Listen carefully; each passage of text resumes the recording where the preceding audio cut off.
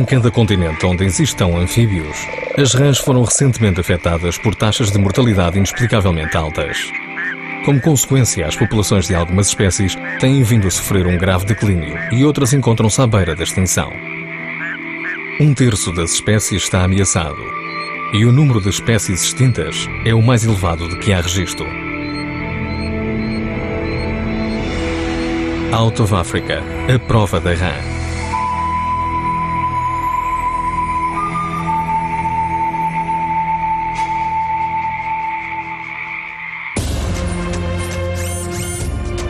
Um grupo de herpetologistas da África do Sul parte em busca de razões para este decréscimo do número de anfíbios e para perceber como o uso generalizado de xenopus em testes de gravidez poderá ter contribuído para a disseminação de um fungo. Marius Berger, especialista em rãs e répteis, aventureiro e naturalista. Professor Louis Dupré, parasitólogo e especialista em rãs. Louis dedicou a vida ao estudo das rãs e dos parasitas a elas associados. Dr. Shea Weldon, herpetologista, conservacionista de anfíbios e especialista em fungos quitrídeos. Shea estudou as rãs infectadas pelo fungo quitrídeo, o qual se pensa estar na origem deste declínio global. A quitridiomicose, uma doença que se tem alastrado rapidamente por todo o planeta, foi identificada como a causa mais provável da diminuição das populações de anfíbios da Austrália, Nova Zelândia, Espanha, Tanzânia e América Central. Um fator essencial na compreensão e controlo do impacto desta doença é a identificação da região geográfica do fungo quitrídeo dos anfíbios. Esse dado ajudará os cientistas a determinar como e a partir de onde se estará a alastrar a doença, com o objetivo de criar estratégias eficazes de controlo. A pesquisa efetuada pelos cientistas da Universidade de Northwest sugere que a quitriomicose é endémica do sul de África. Pensam que esta se poderá alastrar ao resto do mundo devido ao uso da rã de unhas africana no diagnóstico da gravidez. No final da década de 1920, descobriu-se que se a urina de uma mulher grávida fosse injetada subcutaneamente numa rã de unhas fêmea, esta iria depositar ovos. Esta descoberta deu origem ao primeiro teste de gravidez a ser comercializado. Entre as décadas de 30 e 60, um grande número de rãs de unhas foram importadas da África do Sul com este propósito. As rãs tornaram-se um objeto de estudo e são ainda utilizadas frequentemente em pesquisas. Para fundamentar esta hipótese, os cientistas começaram a analisar as mais antigas recolhas de rãs disponíveis.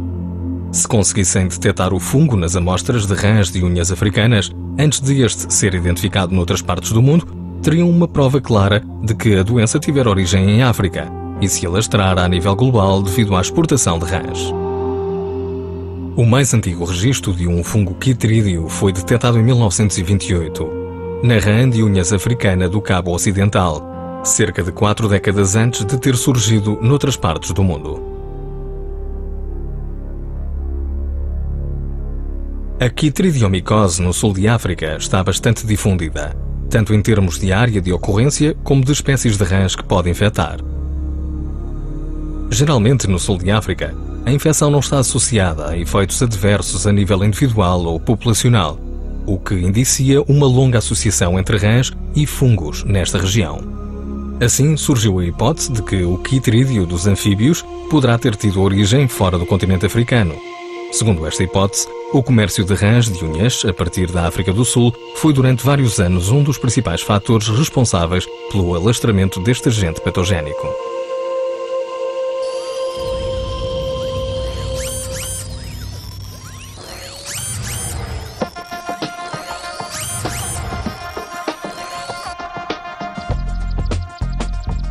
Chegou o inverno ao Cabo Ocidental, uma província da África do Sul. É a estação das chuvas, a altura para um novo começo, que as rãs aproveitam para procriar. O herpetologista Marius Berger tem passado a sua vida em busca de novas espécies de rãs e répteis.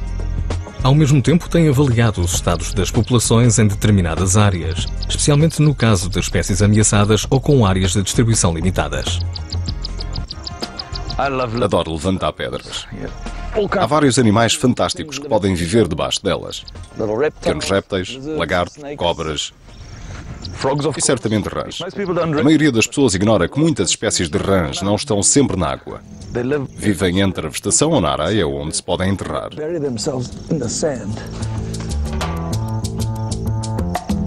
Acreditam que isto é uma rã? Reparem, não salta como uma rã, rasteja como uma espécie de inseto e não sabe nadar. Se a colocarem dentro da água, irá flutuar apenas, ou seja, o seu habitat não é a água. Podem surgir quando há chuva, o que revela que gostam de umidade, mas fora isso permanecem em terrenos secos ou úmidos. São animais muito estranhos. É engraçado ver estas rãs a procriarem, pois são bastante gordas. As fêmeas são redondas e os machos têm metade do tamanho, com membros anteriores curtos, o que não lhes permite abraçar bem a fêmea. Por isso segregam um líquido adesivo e ficam literalmente colados à fêmea. Depois ela escava e deposita os ovos. Os ovos permanecem enterrados até que pequenos animais como estes começam a emergir.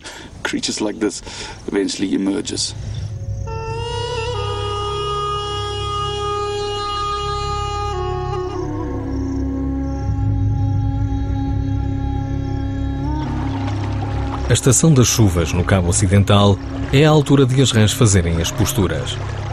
Mas a norte, em Drakensberg, as condições no inverno são menos favoráveis. Enquanto no sul se assiste a uma nova oportunidade, aqui os cientistas deparam-se com um surto de mortalidade. Neva frequentemente, fazendo com que a maioria dos rios fique coberta de gelo e o clima é seco e inóspito.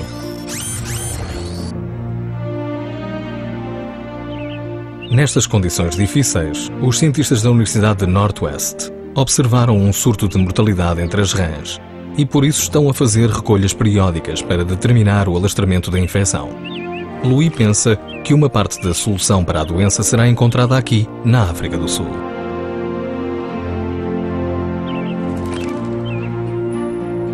Está convicto de que o quitrídeo surgiu em África e considera importante estudar uma doença a partir do local de origem.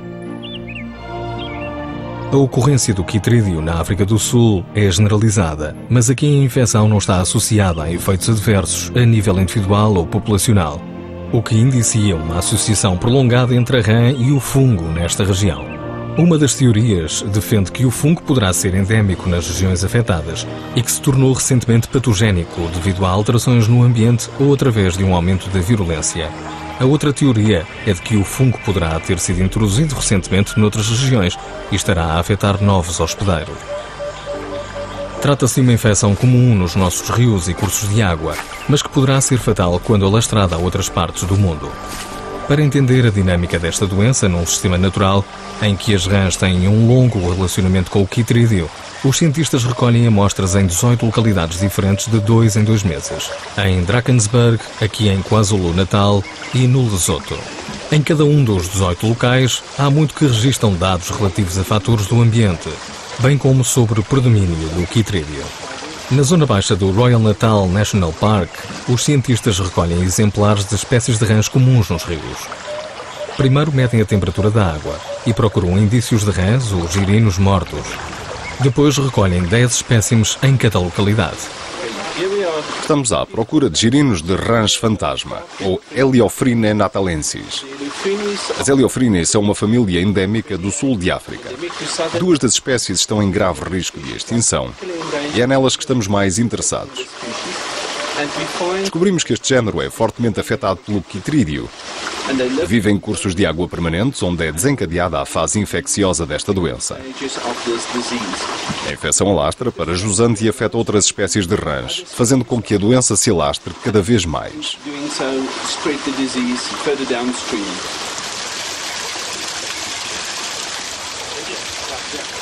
Che criou um teste para descobrir se os girinos estão infectados. Observa as filas de dentes com uma lupa para saber se a ceratina foi danificada. Assim, é mais fácil determinar o avanço da infecção ainda na fase inicial. Desenvolvemos uma técnica para detectar o fungo, examinando as partes bucais. Como as rãs têm bocas muito grandes, torna-se mais fácil de detectar a infecção. Usamos uma lupa manual e, ao examinar o espécime, podemos ver claramente as pequenas manchas castanhas nas filas de dentes.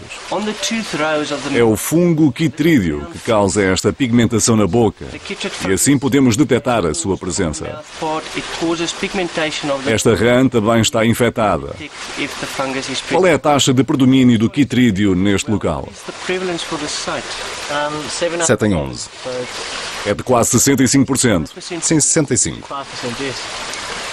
É normal para este ambiente. Encontramos uma taxa de prevalência de cerca de 50% até entre 80% a 90% de animais infectados. São percentagens normais nestas condições e neste ambiente. Descobrimos que o fungo não afeta negativamente esta espécie e que os girinos deverão servir como vetores da infecção neste ambiente. Transmitem o fungo a outras espécies e aos indivíduos adultos que ficam infectados e podem adoecer.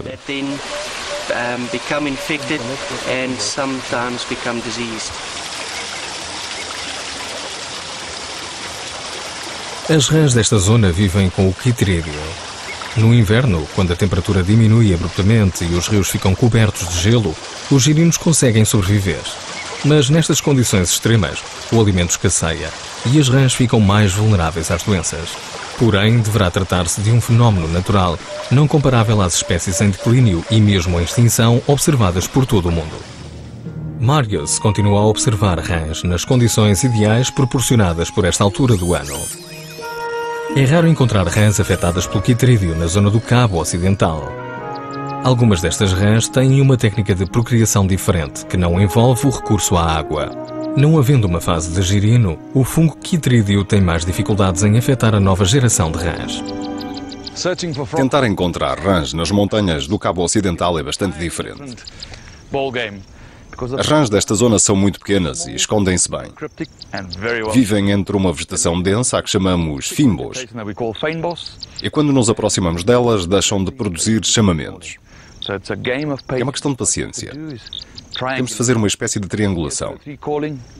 Quando ouvimos 2 ou 3 chamamentos, escutamos com mais atenção e vamos nos aproximando até termos certeza absoluta de que a rã está num sítio específico.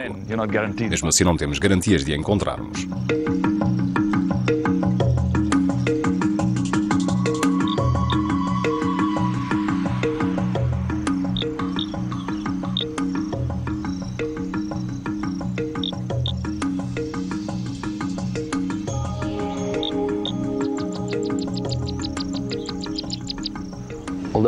Apesar de haver várias espécies de rãs nesta zona, 2 espécies diferentes de rãs musgueiras, as fêmeas só escolhem os machos da sua própria espécie. Cada uma tem um chamamento muito próprio. Esta produz um ruído curto, uma espécie de prrr. A outra emite um som mais intermitente com um tic-tic-tic. Por um lado temos uma descarga rápida de impulsos, por outro uma variedade de impulsos espaçados.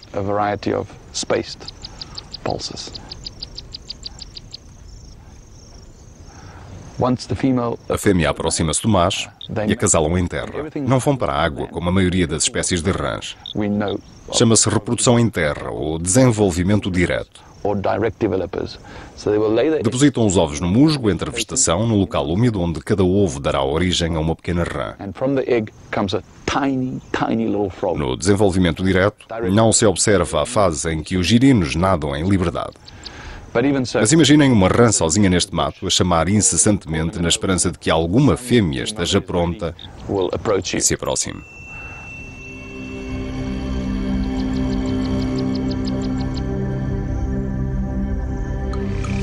É fácil recolher girinos durante o dia, mas recolher espécimes adultos para saber se foram afetados pelo quitrídeo é mais simples durante a noite.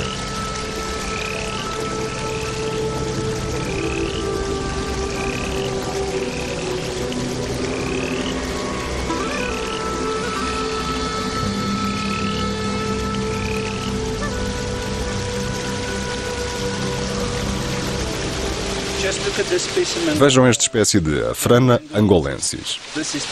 Tem a postura típica de um espécime afetado pelo quitrídeo. Se o virarmos ao contrário, repare, tem grandes dificuldades em voltar a virar-se. Vejam só, tem os movimentos muito lentos. Deve estar infectado pelo quitrídeo. As suspeitas de Louis confirmaram-se no laboratório. De facto, o espécime estava infectado com quitrídeo.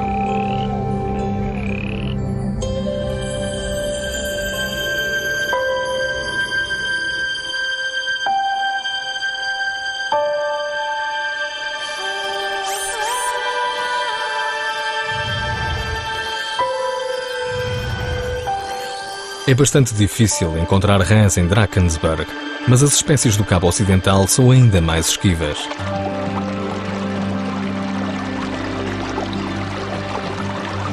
Aqui, Marius procura rãs fantasma. Esta pequena rã fantasma do cabo quase metamorfoseada representa uma de entre cerca de 6 espécies de Heliophrinidae. É uma família de rãs que só se encontra na África do Sul. Vivem nestes vales profundos e úmidos, entre as montanhas. Já passei muitas noites à procura delas. Os girinos podem demorar até 2 anos para completar a metamorfose, por isso precisam de um curso de água permanente. Vivem dentro da água debaixo das rochas. Se levantarmos lentamente uma rocha, reparamos que vêm pegadas a elas. Têm partes bucais bastante desenvolvidas, com muitas filas de dentes, que criam uma sucção tão forte que lhes permite subir uma queda de água apenas com a ajuda da boca.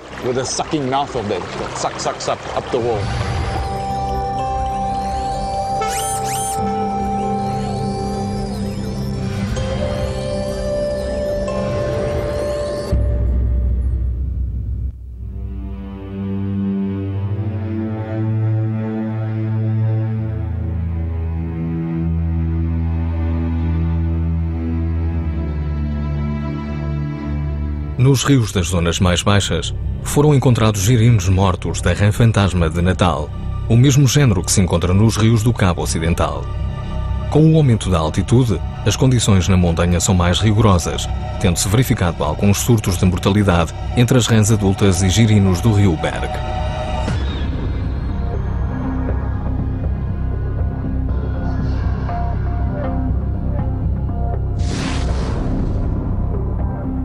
As condições de vida agravam-se devido às grandes altitudes e às baixas temperaturas. No topo da montanha de Drakensberg, a uma altitude de 3.000 metros, os cientistas encontraram vários espécimes mortos devido à infecção do quitrídeo.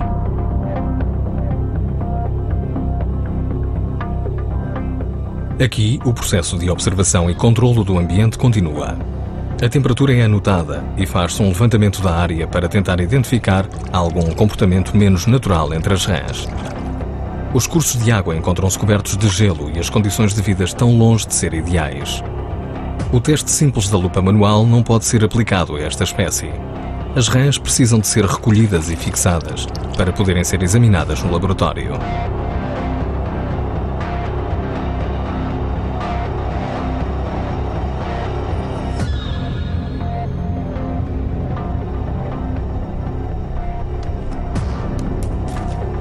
Louis descobriu mais rãs adultas mortas sob o gelo no rio Berg. Muito provavelmente terá sido a ação do quitrídeo a fazer-se sentir nestas condições extremas.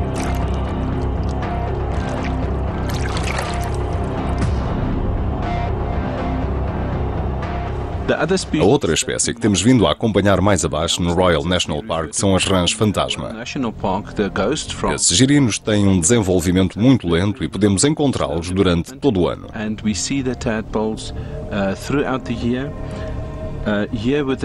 No caso das rãs do rio Berg, mais abundantes nestas águas, o desenvolvimento é mais rápido, mas ainda assim mais rápido do que seria de esperar de uma rã de rio. Quando o rio fica coberto de gelo, como vemos, os girinos conseguem sobreviver debaixo do gelo.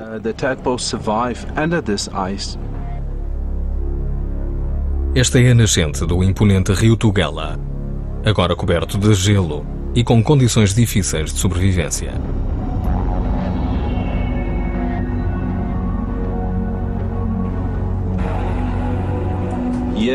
Aqui as rãs sobrevivem debaixo do gelo. Mas assim que as temperaturas aumentam na primavera e no verão, encontramos um grande número de rãs metamorfoseadas mortas.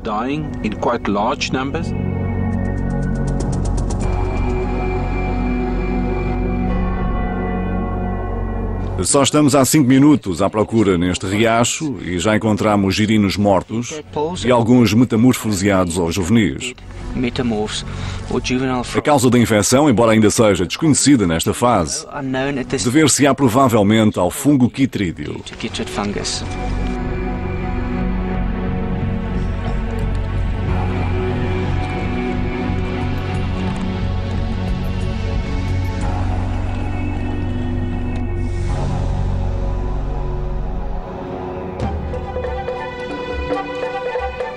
De volta aos laboratórios de pesquisa da Universidade de Northwest, Louis e Shea começam a analisar os dados e a realizar testes para determinar se os girinos que recolheram estão realmente infectados pelo quitrídeo. Na Escola de Ciências Ambientais, aqui na Universidade de Northwest, formamos um grupo de pesquisa que se concentra no bem-estar dos anfíbios.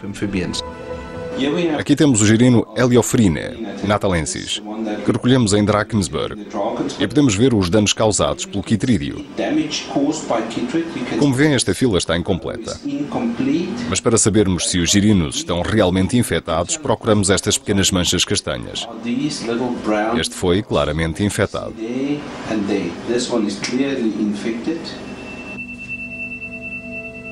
A segunda espécie de girino que recolhemos na montanha de Drakensberg é de uma rã do rio Berg.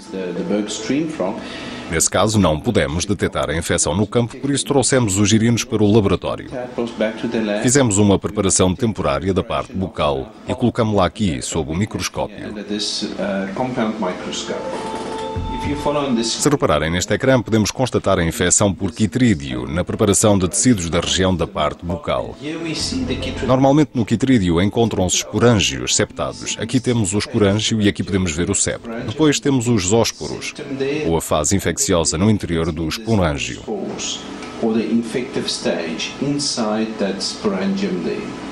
Esses zósporos serão libertados, dispersam-se na água e irão infectar outras rãs ou girinos.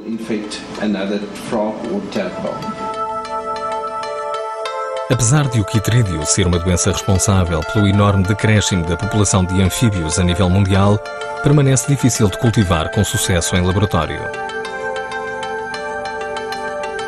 Uma vez determinado que os girinos foram realmente infectados, a equipa recolhe uma amostra de tecido e conserva-a em agar, num ambiente esterilizado.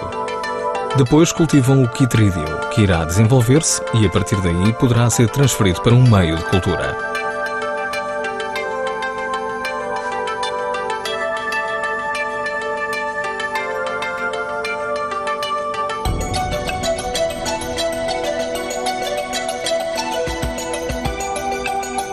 Aqui temos a parte bucal de um girino. Uma pequena parte foi conservada em agar e a colónia de quitrídeo desenvolveu-se em torno da região bucal. Estes grandes círculos são os esporângios e podemos ver milhares de zósporos minúsculos em redor da colónia.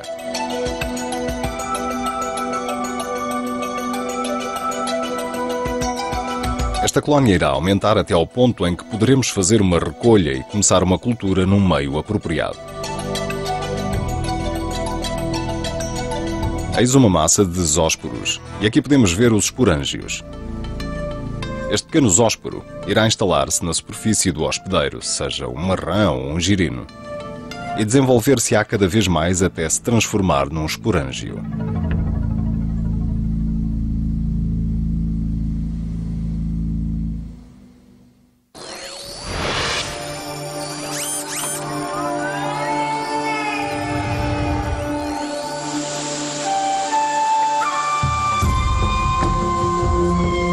Quando se fala em Madagascar, pensamos numa grande ilha em pleno Oceano Índico repleta de primatas estranhos chamados lémures.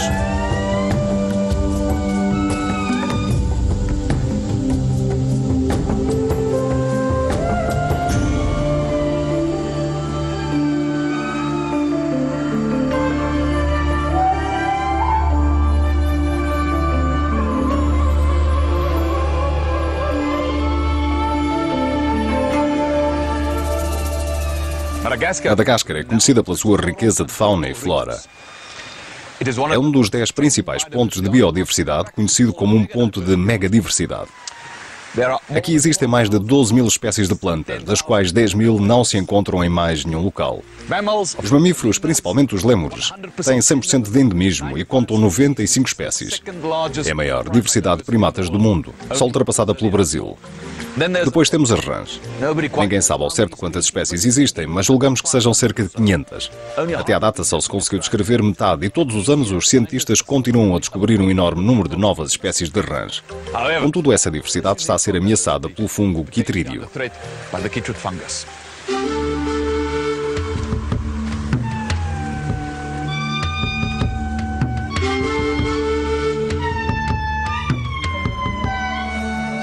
Madagascar é um dos destinos favoritos de Marius. São as rãs e os répteis que o atraem até estas paragens. O professor Miguel Vences é taxonomista de batráquios e especializou-se nas rãs de Madagascar. Liliane Raari Vololoniaina é especialista em parasitas de rãs. Fali Rabema Nanjara é um herpetologista de Madagascar e estabelece o elo entre as comunidades locais e os cientistas estrangeiros.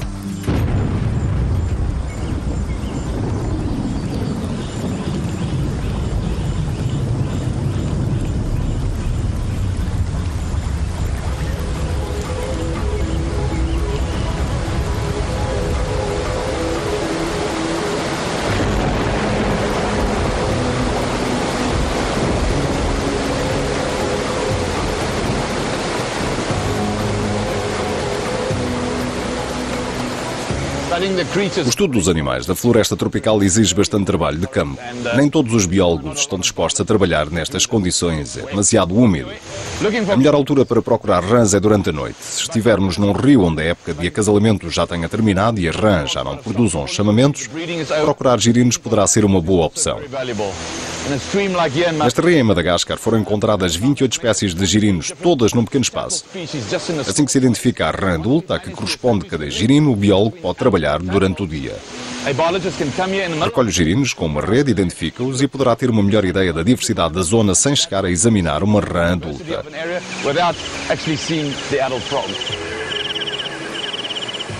O estudo dos girinos tem vindo a ganhar importância não só na identificação das espécies, mas também, como se verificou em Drakensberg, para determinar a preponderância da doença.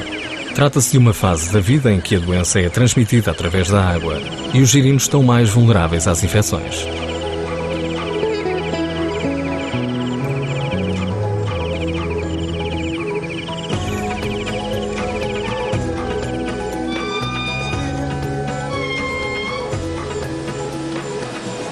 Madagascar é uma região de bastante interesse para os cientistas. Esta ilha conta com uma diversidade de quase 300 espécies de anfíbios e é considerado um tesouro a nível internacional. De todas as espécies identificadas, apenas uma não é endémica. A Chytridiomycose representa uma grande ameaça a esta diversidade. Uma ameaça que não poderá ser ignorada dada a rapidez devastadora com que a doença alastra e a sua capacidade de dizimar uma espécie inteira.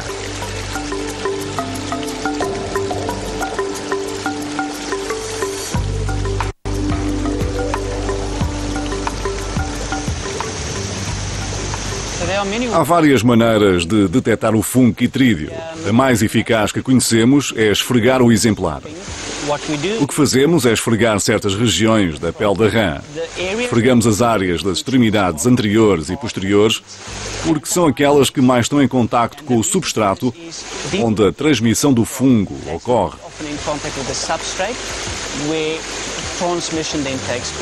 Aqui, a doença não pode ser detectada através de um simples teste com lupa manual. É necessário fazer uma recolha de exemplares e o material terá de ser analisado na África do Sul.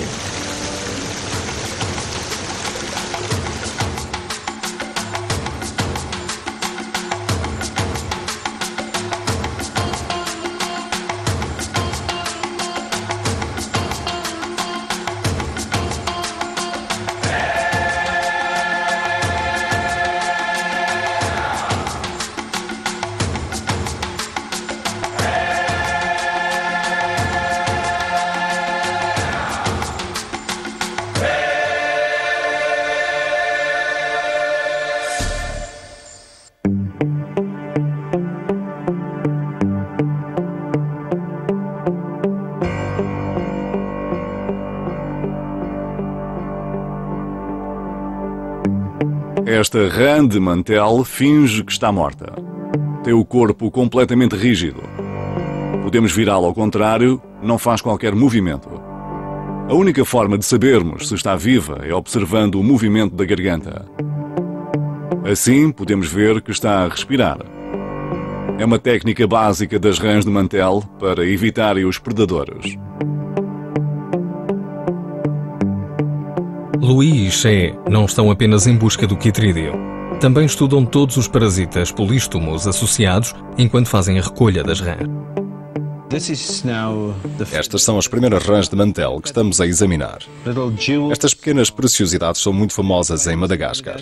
Existem cerca de 12 espécies diferentes e são bastante conhecidas no mercado de exportação de animais.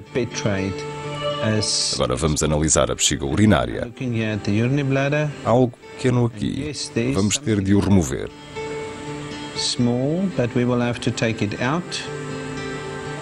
Estamos perante algo muito especial. Poderá ser o primeiro polístomo encontrado numa rã de mantel. Vou cortar a bexiga urinária aqui e tentar não danificar o parasita. E vamos tentar transferi-la juntamente com o parasita para um pequeno bloco côncavo.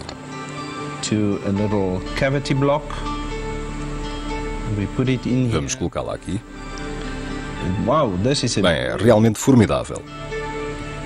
Tentem apanhar bem a imagem, estamos perante algo bastante especial.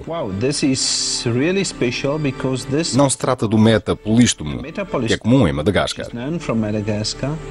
Shea, vem ver. Não é formidável?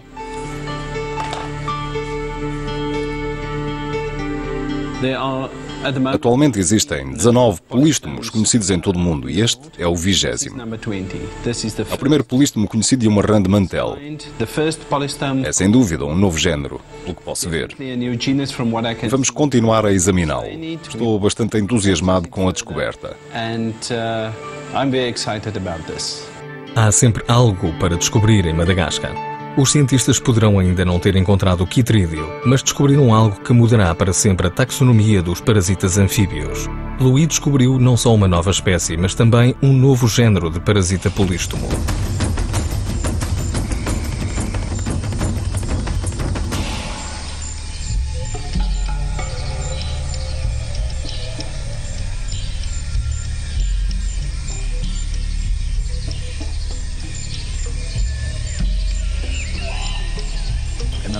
À noite o trabalho é completamente diferente. As rãs saem dos esconderijos e começam a produzir chamamentos, alguns das árvores, outros mais abaixo. Este coachar é de uma rã mais pequena. Tem um chamamento mais suave.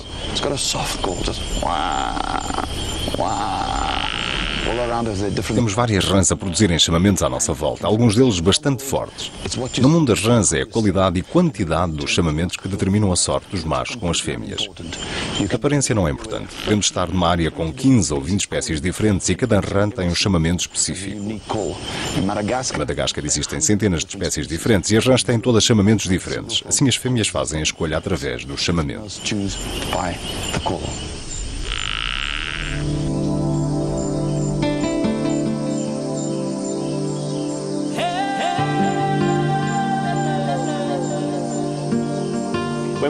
Quando começámos a trabalhar em Madagascar, havia 130 espécies conhecidas nesta zona e só nos últimos 15 anos soubemos de mais 150 que ainda temos de descrever.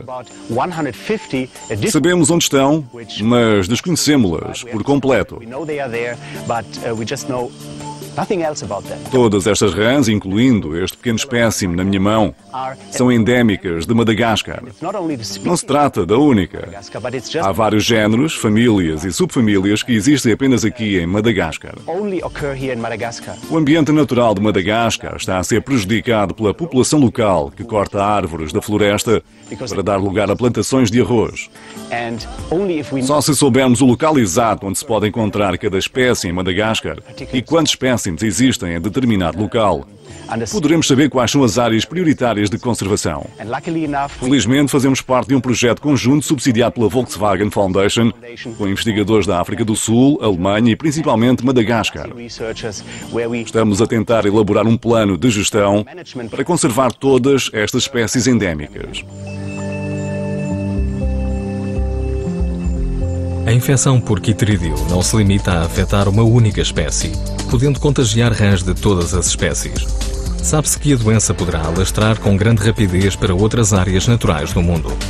Até agora, a infecção por quitrídeo ainda não foi detectada na população de rãs de Madagascar. Tal facto é alarmante, pois pode significar que essas rãs provavelmente nunca terão sido expostas a este agente patogénico virulento e serão mais suscetíveis ao contágio. Uma vez chegado a Madagascar, será impossível detê-lo, uma vez que pode ser transmitido por vários vetores, como aves, a migração de animais e atividades humanas. Mais alarmante ainda é o negócio em expansão das rãs decorativas exportadas de Madagascar para o resto do mundo. O comércio em larga escala de rãs do género Xenopus, para uso em testes de gravidez, deu origem à doença. E este negócio em potência poderá significar o fim desta espécie única de rãs, se não forem devidamente protegidas.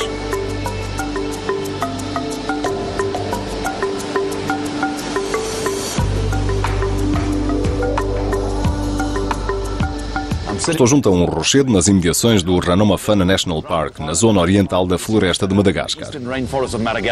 A face do rochedo está completamente molhada devido às chuvas constantes, o que possibilitou o crescimento de várias espécies de musgos, fetos e plantas pequenas. Ao mesmo tempo, é também o habitat de vários animais, incluindo rãs e répteis. São os que mais me interessam. Ali está uma pequena cobra a subir o rochedo.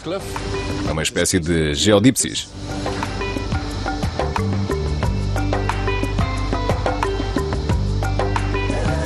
Durante o dia, as rãs escondem-se e é muito difícil encontrá-las.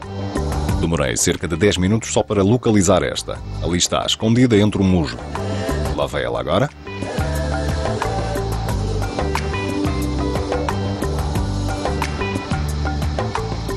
Vejam só.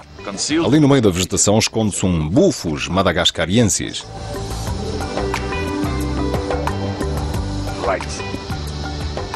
Esta rã assemelha-se a uma folha seca e consegue esconder-se bem entre os fetos. O corpo é bastante anguloso e apresenta uma espécie de franjas nas articulações dos membros. Mesmo a cabeça apresenta vários ângulos.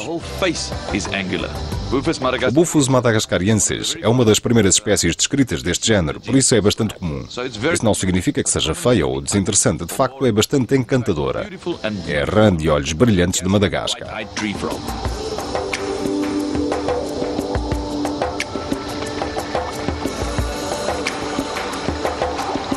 A diversidade de rãs é única neste local, mas qual será o seu papel ecológico?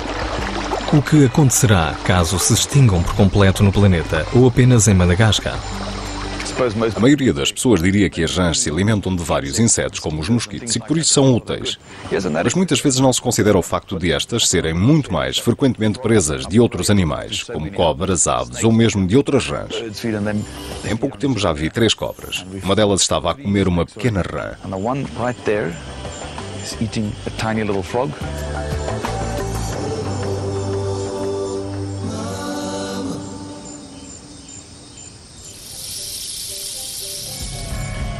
Também vi uma cobra a comer ovos de rã. Colocar os ovos na água é pouco seguro porque há muitos predadores que os comem. Larvas de tira-olhos ou escaravelhos aquáticos. Se os puserem nas árvores poderão ficar mais protegidos, mas não contra estas cobras.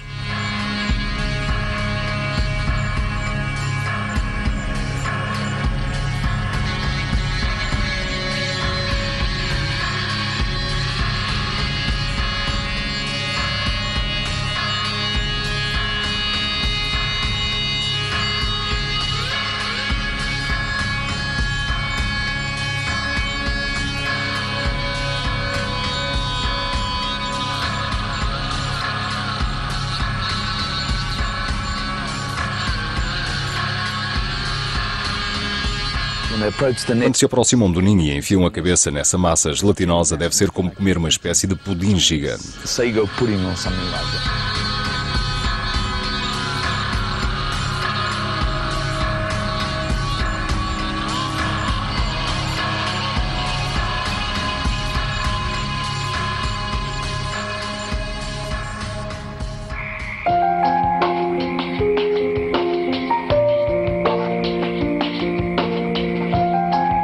À parte de alguns surtos de morte associados ao quitrídeo na África Ocidental e Oriental, a distribuição e efeitos do fungo quitrídeo dos anfíbios em África são essencialmente desconhecidos. Em 2003, as populações do sapo aspersor de Kiansi, na Tanzânia, diminuíram catastroficamente. Desde então que é considerado extinto no seu habitat natural. A rapidez e gravidade com que o sapo aspersor de Kiansi desapareceu, aliadas às provas recolhidas em exames post-mortem, sugeriram que o quitrídeo anfíbio foi a causa principal do desaparecimento desta espécie.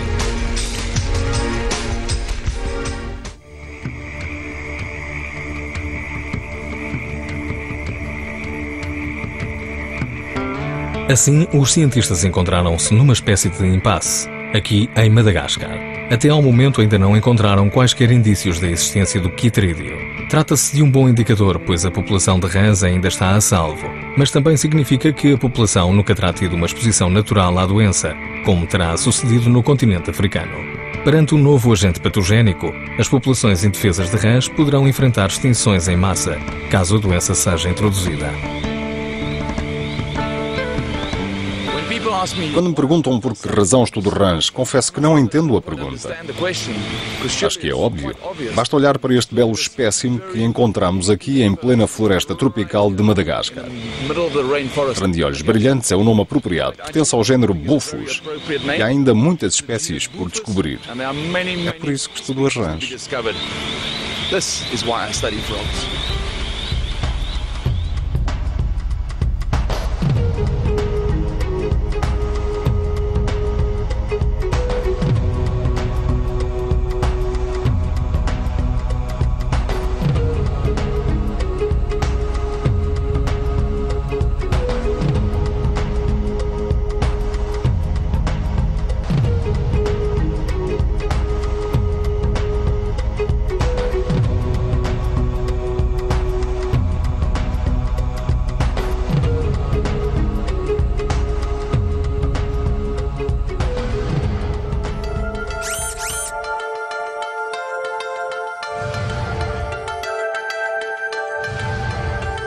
Louis e Xé sabem agora que o fungo quitrídeo está bastante disseminado na África do Sul e que, esporadicamente, ocorrem surtos de morte.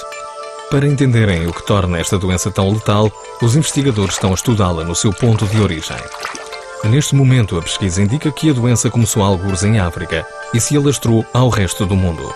Mas os cientistas terão de descobrir o ponto exato de origem, que poderá levá-los a respostas mais conclusivas sobre o impacto que a doença poderá ter em países como Madagascar.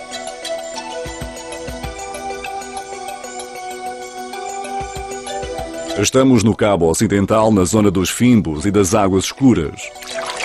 É o habitat perfeito para o Xenopus gilai, uma das 17 espécies plátana ou espécies de rãs de unhas existentes em África.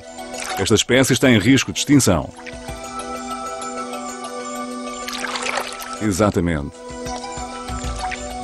Aqui temos um bom espécime do Xenopus gilai.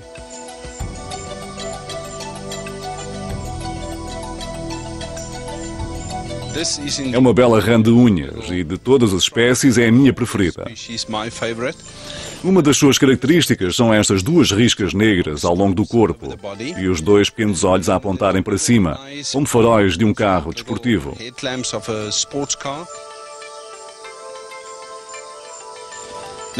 Estas rãs têm uma ótima proteção contra as doenças de pele.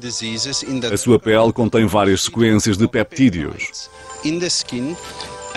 Estão protegidas contra o quitrídeo, mas continuam a poder ser vetores da transmissão desta doença. Recentemente, o sapo parteiro de Maiorca, uma espécie europeia em vias de extinção, foi levado para um centro de criação, onde também estavam gilai sul-africanos. A maioria dos sapos parteiros morreu em cativeiro. Entretanto, parece que libertaram alguns espécimes e também acabaram por morrer no seu habitat. Os cientistas recolheram-nos e acabaram por descobrir que os sapos tinham sido infectados com este género de quitrídeo dos anfíbios.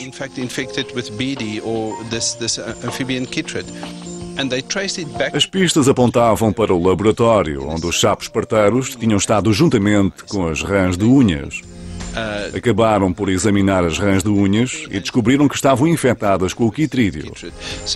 É um exemplo perfeito e sublinha a importância do extremo cuidado que devemos ter quando devolvemos os animais ao seu ambiente.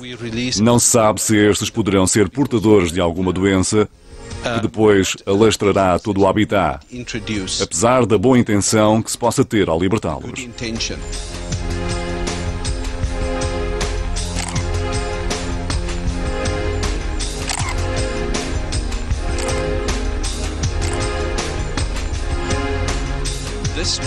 Tudo isto destaca a importância do nosso trabalho em Madagascar.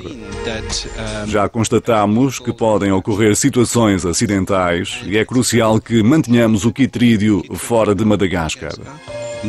Existem mais de 400 espécies de rãs nessa zona e até agora não se verificou nenhum caso.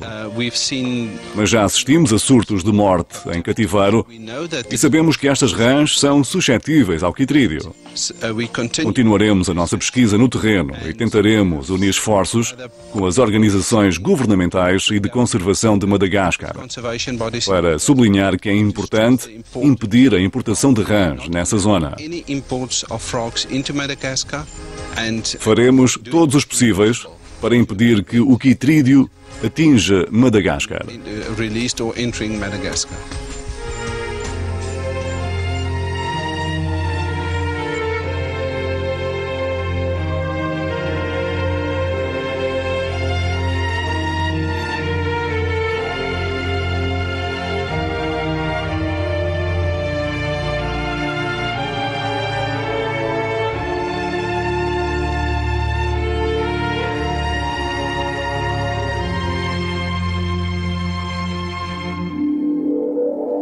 E se o fungo quitrídeo chegasse realmente a Madagascar, o que aconteceria? Hipoteticamente, poderia causar a extinção de várias espécies. Do ponto de vista ecológico, seria uma catástrofe em termos de conservação, mas significaria também a triste perda de alguns dos animais mais bonitos do planeta.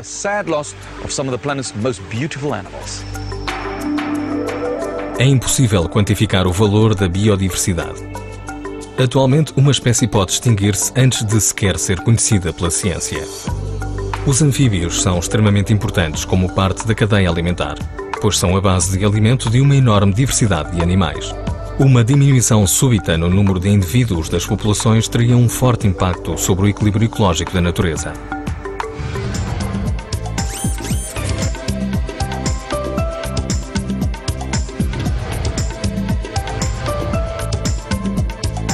Che, tenho aqui o resultado das nossas amostras de quitrídeo em Madagascar. Todos os 230 espécimes deram negativo, o que por um lado são boas notícias. Até o momento não há sinais de quitrídeo, mas ainda precisamos de verificar outras áreas.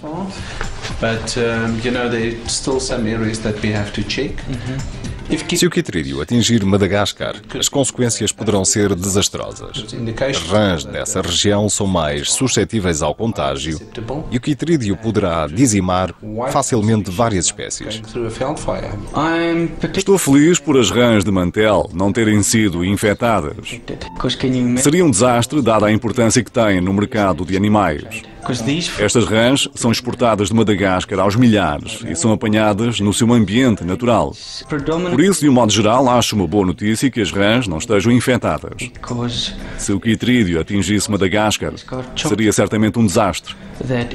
Estas rãs viveram isoladas na ilha durante centenas de milhares de anos. Se o quitrídeo as infectasse, a forma como reagiriam a um novo agente patogénico poderia ter consequências devastadoras.